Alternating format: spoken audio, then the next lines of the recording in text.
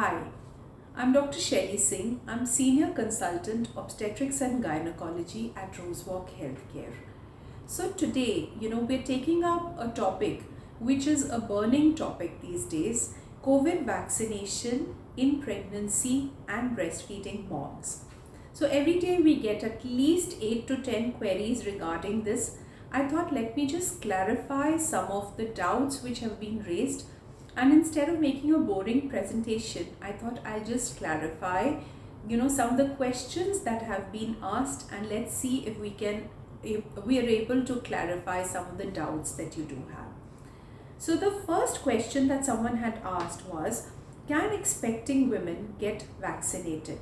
So the answer is that 5% of our population consists of pregnant women.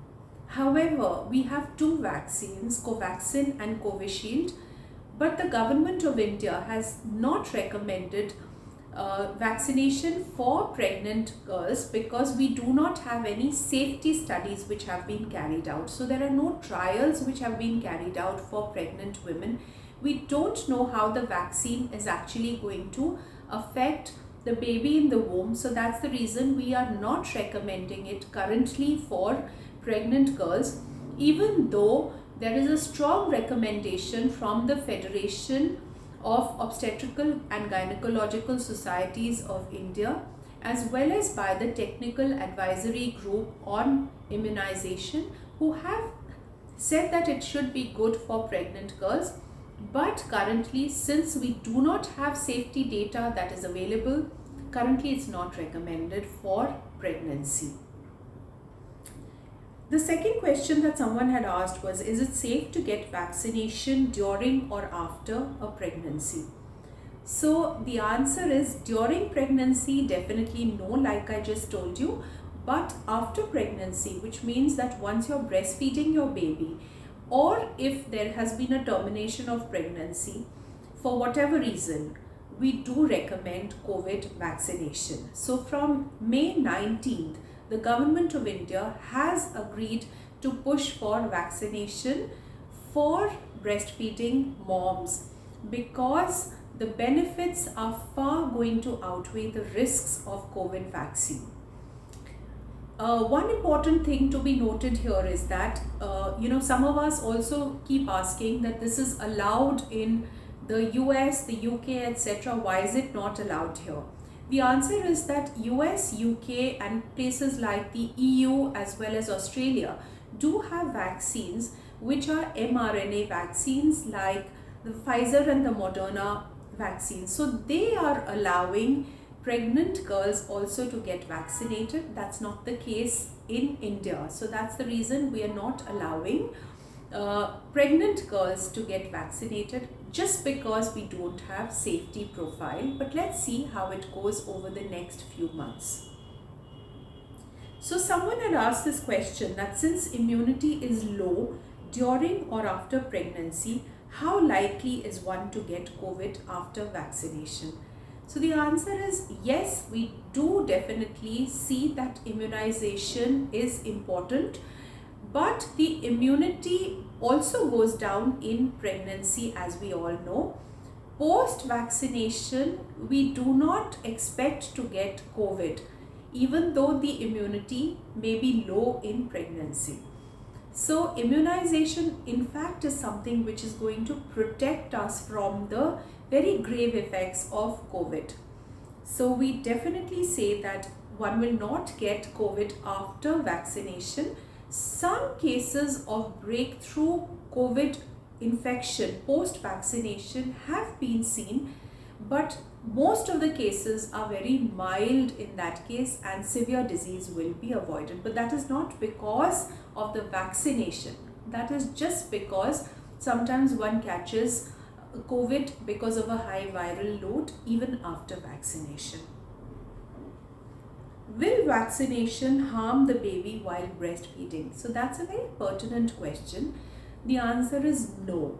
In fact, the baby will be given benefits of vaccination. We are currently, carrying out some studies to see if the antibodies also affect the baby who is breastfeeding, and like I already said, that the benefits are far going to outweigh the risks. So breastfeeding is definitely indicated even after you get COVID vaccination. Should breastfeeding moms avoid breastfeeding after vaccination? Absolutely not. In fact, if you've just got yourself vaccinated, make sure that you feed your baby as per the appropriate schedule. Don't stop breastfeeding even for a few hours, because it is definitely not indicated. In fact, even if you do get some of the minor side effects of vaccination, for example, if you do have fever, please continue to breastfeed your baby. It is absolutely required, and there are many benefits of breastfeeding that one would be keeping the baby away from in case one does not feed the baby. Someone asked me this question, which vaccine and when? So both the vaccines, Covaxin as well as Covishield, are indicated. Any of them can be given, and we need to stick to the same one, as we all know. And when, any time after delivery, you can take this vaccine. So, asking about the hospital, since Rosewalk is a COVID-free hospital, do all the staff have their vaccination? That is a question that someone had asked. So, thankfully, yes. In the beginning, when the vaccination drive was started by the government, it was for healthcare workers, and most of us have already got ourselves fully vaccinated. Moreover, we also continue to keep checking with the help of tests to make sure that no one is infected. So it's periodically done so that we ensure safety of all of us as well as of our patients. So as of now, as per the government schedule, most of us have already got ourselves vaccinated. So again, someone had asked that considering we are COVID free, what are the precautions that the hospital is taking? So, this is something that I would definitely like to elaborate upon. Some of our patients do get a little angry because of the COVID precautions which we are taking. But we have to be very, very careful regarding this, and that's why we are going to be able to save ourselves as well as our patients from COVID. That's why we need to have very, very strict protocols in place.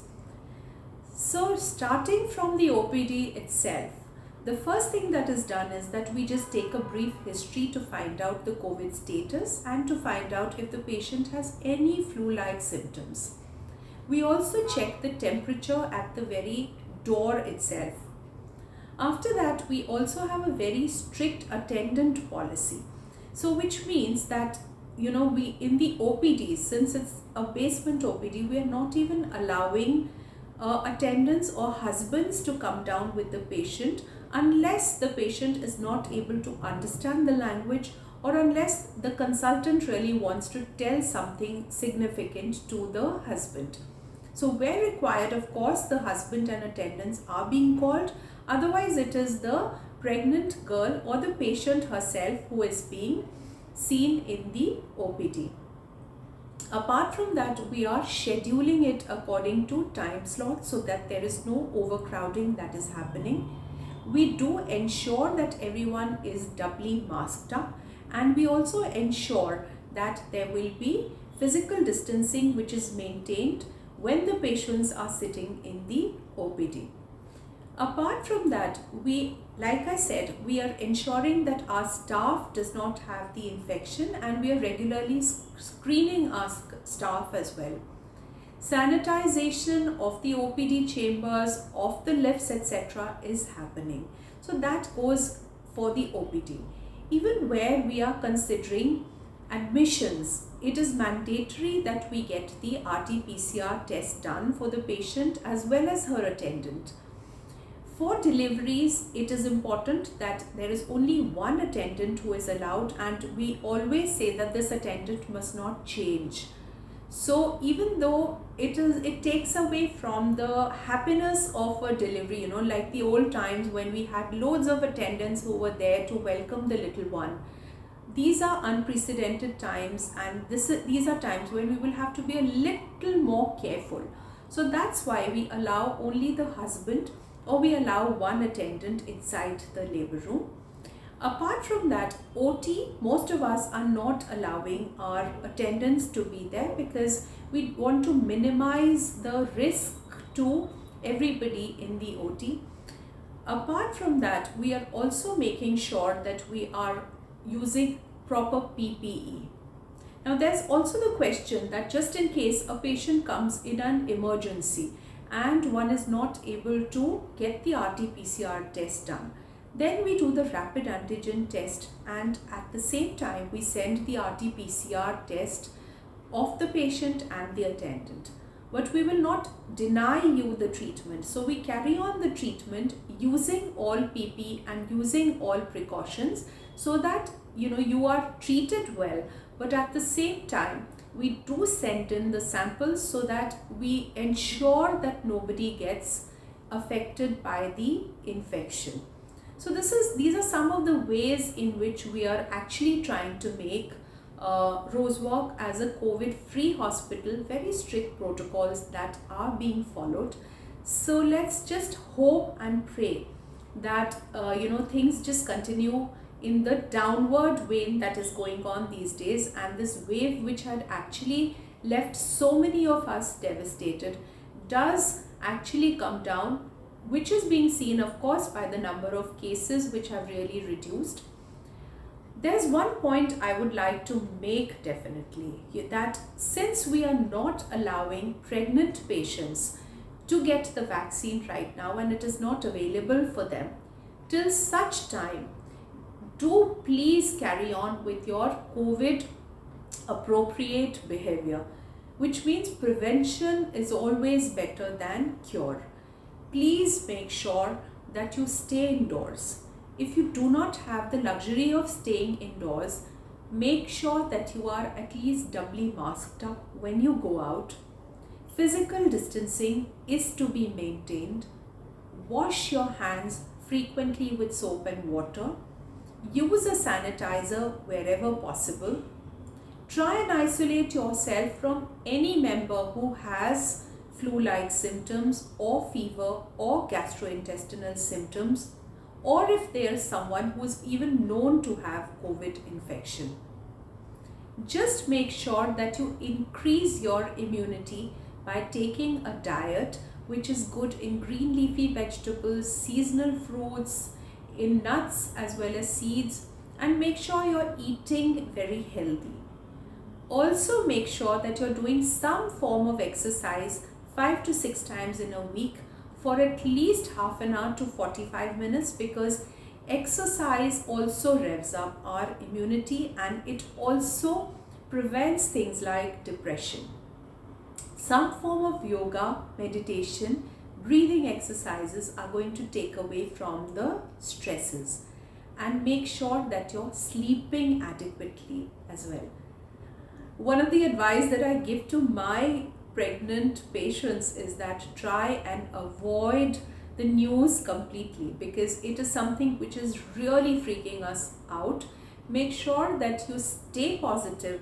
There will be no problem if you maintain COVID appropriate behavior, and even if you do catch COVID, do remember that you should not panic, and we are all there to help and support you in every way possible. So take care. Have a lovely weekend.